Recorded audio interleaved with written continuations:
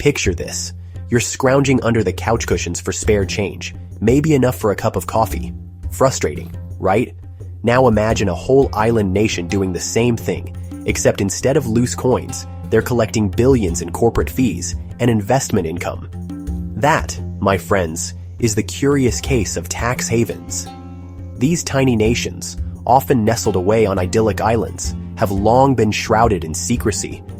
They're the financial equivalent of that friend who never pays for drinks, but always seems to have the latest phone.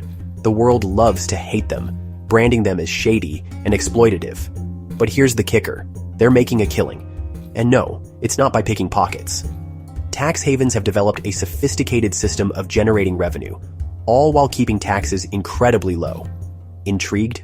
Buckle up, because we're diving headfirst into the world of offshore finance. Let's be honest, nobody likes paying taxes. It's a universal truth that transcends borders and cultures. Whether you're a small business owner, a salaried employee, or a freelancer, the moment you see those tax forms, a sense of dread often sets in. We grumble about it while filing our returns, meticulously going through each line, hoping for a refund or at least a smaller bill. The process is tedious and often feels like a chore, something we do because we have to, not because we want to. As we navigate through the labyrinth of tax codes and deductions, we can't help but dream of a world with lower rates, or better yet, no taxes at all. It's a fantasy that many of us indulge in, especially when the tax season rolls around. Tax havens tap into this universal frustration, offering a seemingly perfect escape. These exotic locales promise a financial utopia where taxes are minimal or even non-existent.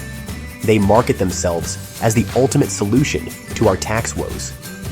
Positioning themselves as the Robin Hoods of the financial world, they claim to take from the rich tax systems and give to the wealthy individuals and corporations. It's a narrative that appeals to those looking to maximize their wealth. They whisper promises of financial freedom to corporations and wealthy individuals alike, enticing them with the allure of offshore accounts and secretive banking practices. The idea is simple. Move your money here and watch it grow without the burden of taxes, enticing them to stash their cash in offshore accounts. These tax havens offer a level of privacy and security that is hard to find elsewhere. The promise of financial freedom is too tempting for many to resist. The global community, however, isn't buying the hero narrative. International organizations and governments see these tax havens as problematic, undermining the global financial system and creating an uneven playing field. They see tax havens as freeloaders, benefiting from international stability and trade without contributing their fair share. This perception has led to increasing scrutiny and calls for reform. Governments, particularly those struggling with budget deficits, point fingers at these island nations, accusing them of harboring trillions in untaxed profits that could fund essential public services. Accusations fly that the money hidden away in these tax havens could be used to build schools, hospitals, and infrastructure. The argument is that these funds are desperately needed to improve the quality of life for millions. But while the world criticizes, tax havens continue to thrive. They have built robust financial systems that attract wealth from all corners of the globe, ensuring their continued prosperity. Their secret: a diversified portfolio of revenue streams that don't rely on taxing their, often minimal, local populations. They have mastered the art of making money from money, creating a self-sustaining financial ecosystem. Think of it like this. They figured out how to make money from the very act of holding on to money. It's a clever system that continues to draw in wealth despite the growing global backlash. So, how do these tax havens actually make money? It's a question that might seem complex at first glance, but the reality is surprisingly straightforward. It's simpler than you might think. The primary way these havens generate revenue is through a myriad of fees. Remember those corporate registration fees we mentioned? Well, that's just the beginning. These fees are a crucial part of the financial ecosystem in tax havens. That's just the tip of the iceberg.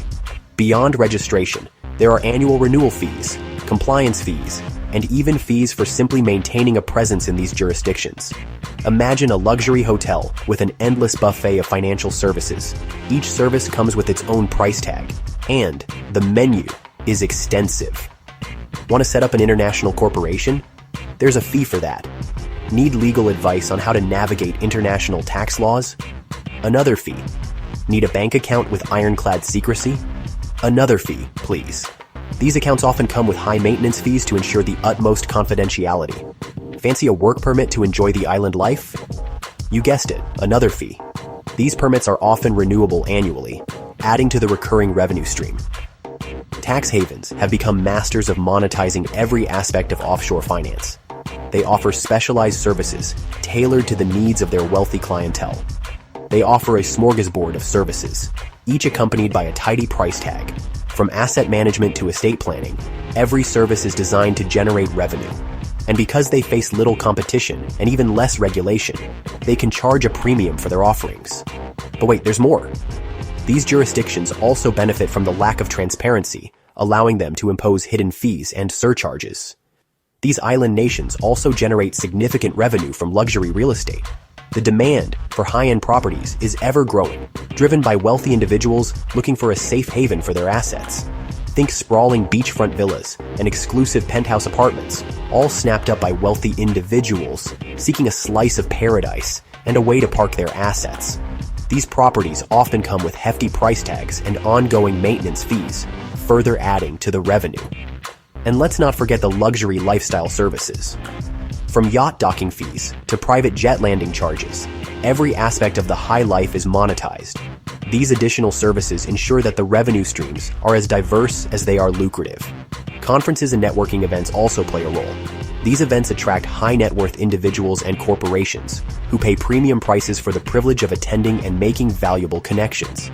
In essence, tax havens have perfected the art of turning every possible service into a revenue-generating opportunity. Their ability to charge for every conceivable service, combined with the allure of financial secrecy and luxury, makes them incredibly profitable. Now, let's compare and contrast. Imagine two countries. One, a bustling metropolis with high taxes and strict regulations. The other, a tranquil island nation with minimal taxes and a laissez-faire approach. The first country, with its towering skyscrapers and busy streets, is a hub of activity. However, beneath the surface, businesses are struggling to keep up with the heavy tax burden and the maze of regulations they must navigate. The first country struggles to attract investment. Many office spaces remain empty, and storefronts are closed, with for-lease signs becoming a common sight. The high cost of doing business drives potential investors away. Companies balk at the high taxes and red tape, finding it increasingly difficult to operate efficiently. Business people are often seen buried in paperwork, trying to comply with the myriad of regulations, choosing instead to set up shop in more business-friendly environments. These places offer modern business parks and international business districts that are welcoming and efficient. The government grapples with budget shortfalls as the tax base shrinks and revenue declines. Politicians are often seen making speeches about the need for budget cuts, forced to make tough choices about spending cuts and social programs. Public services suffer, with empty classrooms and hospitals operating with limited staff as announcements about cutbacks become more frequent. The second country, our tax haven, enjoys a booming economy. Its modern skyline and busy ports are a testament to its thriving business environment. Companies flock to its shores, attracted by the low taxes and relaxed regulations. The influx of businesses leads to new office buildings under construction and international companies setting up their headquarters. Attracted by the low taxes and relaxed regulations, business deals are made with ease and corporate meetings are relaxed and productive. The government, flush with cash from corporate fees and investment income, can afford to provide its citizens with a high standard of living. The streets are filled with luxury cars, and parks are bustling with happy citizens. Can afford to provide its citizens with a high standard of living. Modern healthcare facilities and well-maintained public parks are just some of the benefits enjoyed by the residents. This, in a nutshell, illustrates the stark contrast between the economic realities of high-tax nations and tax havens. On one side, we see a struggling city with economic challenges, while on the other, a thriving island with a robust economy. While one struggles to balance the books, with politicians often engaged in heated debates and financial analysts stressed over the empty treasury. The other thrives on a steady diet of financial secrecy and minimal government intervention. The financial district is filled with luxury buildings, and the lifestyle includes private yachts and high-end amenities. But it's not all sunshine and rainbows in tax haven land. Behind the facade of pristine beaches and luxury resorts lies a darker side, one that involves money laundering, tax evasion, and the widening wealth gap. Remember those bank accounts with ironclad secrecy? They're not just for privacy-conscious celebrities. These accounts, often shielded by layers of shell corporations and nominee directors, can be used to hide illicit funds from tax authorities and law enforcement agencies. The lack of transparency in tax havens creates a breeding ground for financial crime. It allows criminals, corrupt officials, and even terrorist organizations to move money undetected, undermining global security and eroding trust in the financial system. Furthermore, tax havens contribute to the growing chasm between the rich and the poor. By allowing corporations and wealthy individuals to avoid paying their fair share, they deprive governments of much-needed revenue that could be used to fund social programs, improve infrastructure, and reduce inequality. So, are tax havens the villains of the global financial system, or are they simply savvy operators playing by a different set of rules? It's a question that has sparked heated debates among economists, policymakers, and the public alike. Critics argue that tax havens are parasitic, exploiting loopholes in the international tax system to enrich themselves at the expense of other nations.